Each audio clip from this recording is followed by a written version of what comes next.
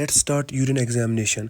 आज हम देखेंगे यूरिन एनालिसिस, यूरिन एग्जामिनेशन हम कैसे करते हैं। जब भी हमारे लैब में यूरिन सैंपल आता है तो हम पहले उस यूरिन को थोड़ा सा शेक करते हैं और उस यूरिन को हम ट्रांसफ़र करते हैं यूरिन ट्यूब में।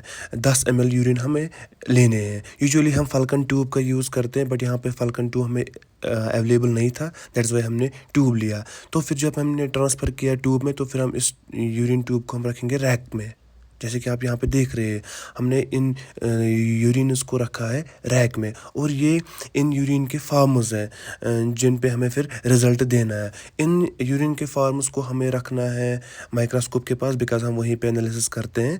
हम इनको यहाँ पे रखेंगे जब तक कि हम यूरिन एग्जामिनेशन करेंगे। अब हमें करना है केमिकल एग्जामिनेशन ऑफ यूरिन की। केमिकल एग्जामिनेशन ऑफ यूरिन हम डिपस्टिक मेथड से करते हैं। इस केमिकल एग्जामिनेशन यूरिन में हम क्या देखते हैं, हम प्रेजेंस ऑफ प्रोटीन और ग्लूकोज चेक करते हैं। उसके बाद हम 30 सेकंड्स तक ये रखते हैं और फिर हम रिजल्ट चेक करते हैं। जैसे कि यहाँ पे रिजल्ट दिख रहा है, ट्रेसेस, नील, प्लस।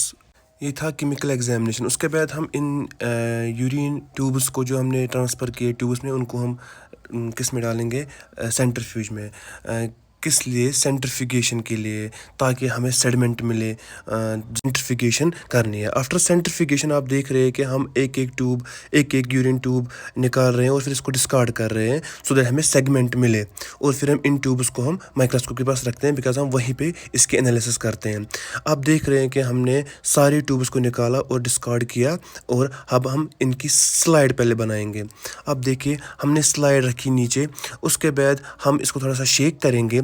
इस ट्यूब को शेक करने के बाद शेक अच्छे से करना है, शेक अच्छे से करना है ताकि हमें सेडिमेंट नीचे आए। उसके बाद हमने एक ड्रॉप डाला।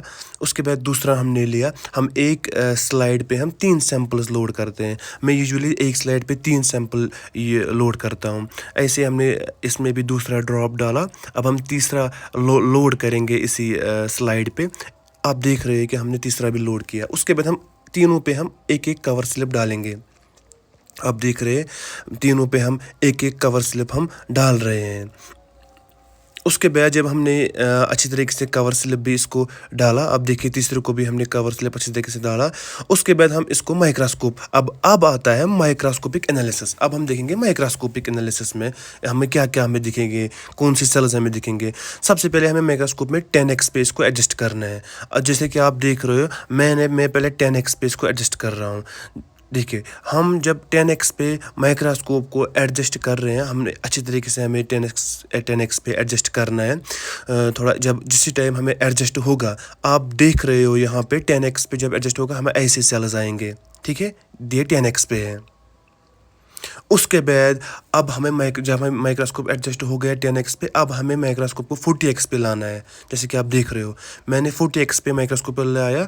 अब हमें जब हमने 40x पे माइक्रोस्कोप को लाया, अब हमें फाइन कोर्स एडजस्टमेंट करना है। आप देख रहे हो 40x पे हमें क्लियरली हमें पस दिख, अगर आप अच्छे से देखोगे गौर से, तो ये पस सेल्स हमें दिखेंगे। देखिए गौर से, इस फील्ड में मैंने फील्ड जब दूसरा चेंज किया, इसमें हमें इप्थिलियल सेल्स दिख रहे हैं, इसमें हमें बैक्टीरिया फ्लोरा भी दिख रहा है, इसमें हमें म्यूकस भी दिख रहा है। आप देख रहे अच्छे से पस सेल्स, अगर आप अच्छे से देखोगे तो इसमें पस सेल्स भी हमें दिखेंगे।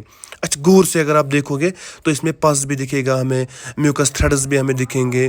देखो, दिस इज पस, this is a beautiful image.